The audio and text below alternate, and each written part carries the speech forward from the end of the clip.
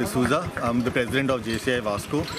Today we had a cycle rally where we are going to start from Chikalim ground. So we'll be going all the way to MES junction.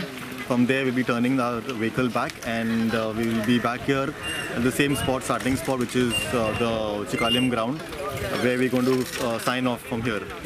This rally is basically for the youths of Vasco da Gama, for the Youth Week which will be celebrated. We are looking forward for the youth to come forward so that we can unite and do betterment for the Vasco city of Goa. For the drive today, organized by JC along with the government of Goa, cycle rally. I'm happy that they have the drive. This is a cycle drive, and we have to promote the youth today because the youth is the future of the nation.